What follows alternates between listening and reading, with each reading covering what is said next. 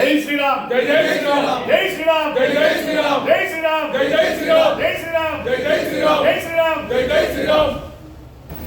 ఈరోజు పరాభవనామ సంవత్సరం, ఉత్తరాయణ పుణ్యకాలం, వసంత ఋతువు, చైత్రమాసం, శుక్లపక్షం, నవమి రోజు.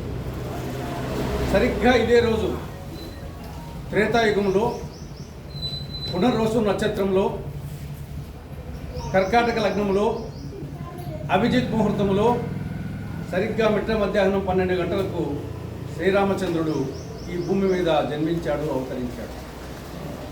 పరిత్రాణాయ సాధూనాం వినాశాయ చ దుష్కృతాం ధర్మ సంస్థాపనార్థాయ సంభవామి యుగే యుగ అన్నట్టు సమాజంలో ధర్మం నశించినప్పుడు, అధర్మము విజృంభించినప్పుడు దుష్ట శిక్షణ కోసం, శిష్ట రక్షణ కోసం భగవంతుడు ఈ భూమి మీద అవతరిస్తాడు.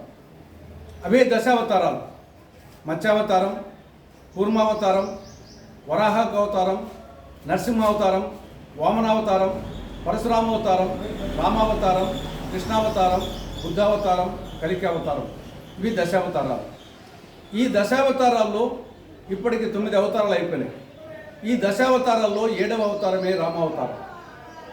రామావతారంలో రావణ కుంభకర్ణాది రాక్షసుల నుండి ఈ సమాజాన్ని రక్షించే దానికోసం శ్రీ మహావిష్ణువు రామావతారాన్ని దాల్చాల్సిన పరిస్థితి వచ్చింది.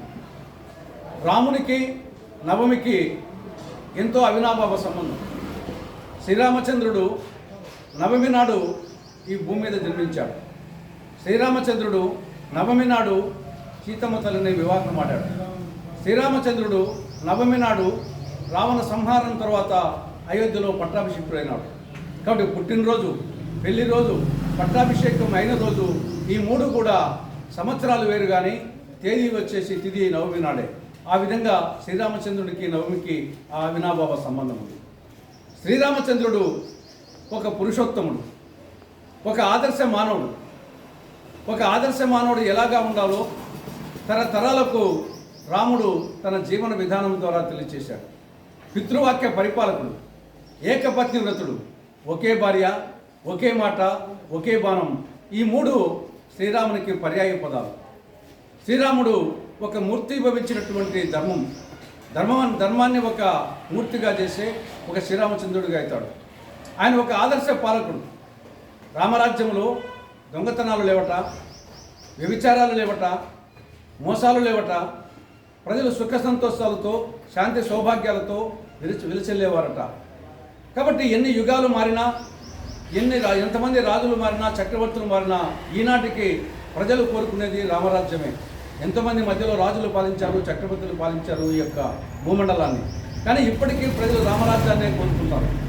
అటువంటి రామరాజ్యం కావాలని, స్వాతంత్రం తర్వాత భారతదేశంలో అటువంటి రామరాజ్యం కావాలని మహాత్మా గాంధీ జాతిపిత ఆశించాడు.